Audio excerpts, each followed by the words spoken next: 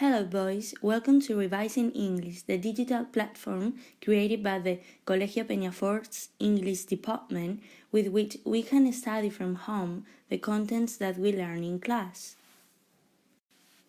With this video, we will study Unit 4. In this unit, we are going to see the compound future sentence with future continuous, future perfect simple, future perfect continuous, compound future tenses with the passive. And the quantity, some, any, and no, much, many, a lot of, etc., few and little, a few and a little, all, the whole and half, both, either and neither, and using quantifiers with of. Let's start with compound future tenses. With the future continuous, we form the future continuous with will or want, be, and the verb in ing form. I'll be playing basketball. We use the future continuous to talk about an action that will be in progress at a certain point in the future. For example, this time tomorrow I'll be taking my driving test. We also use the future continuous to talk about a plan or arrangement which is definite. For instance, this afternoon we'll be visiting the Houses of Parliament. We use the future continuous to make polite inquiries in a formal situation. For example, will you be having breakfast at the hotel? We use the future continuous to speculate about something happening now. For instance, I'm sure he will be having a great time in the USA. He won't be worrying about his exams. Let's look to the future perfect simple. We form the future perfect simple with will or want, have, and past participle. I'll have finished it by 9 o'clock. We use the future perfect simple to say how long a situation will have existed by a certain point in the future. For instance, on 15th August we'll have been married for 5 years. Talk about a completed or uncompleted action in the future. For instance, I won't have finished this essay by the end of the lesson. And to speculate about a completed action in the present. Let's go outside. The rain will have stopped by now. The future perfect continuous. We form the future perfect continuous with will or want, have been, and the verb in ing form. I have been playing basketball. We use the future perfect continuous to say how long an action will have been in progress by a certain point in the future. Look at the example. This July we'll have been living in this house for 10 years. We use the future perfect continuous to talk about a continuous action in the future that explains a particular situation. For instance, I won't feel like going out tomorrow night. I have been working all day.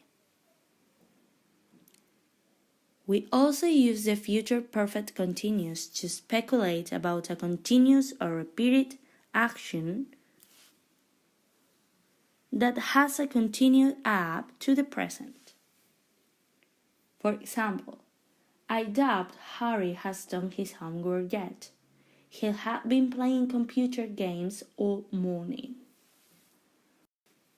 Pay attention to compound future tenses with the passive. Note that we often use the future perfect simple in the passive, but not the future continuous or future perfect continuous. The email will already have been sent will be okay. Let's pay attention to quantity. We're going to start with some, any, and no.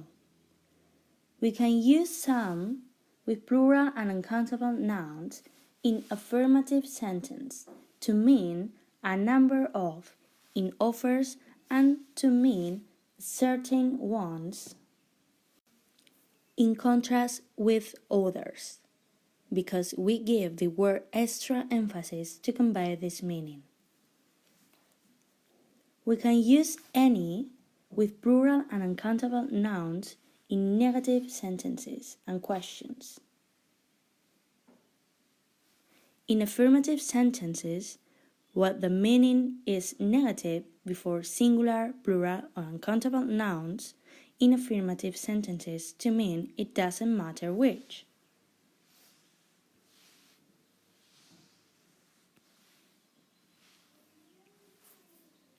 We can use no, but meaning not any, to be slightly more emphatic. But note that we use an affirmative verb with no. Much, many, a lot of, etc.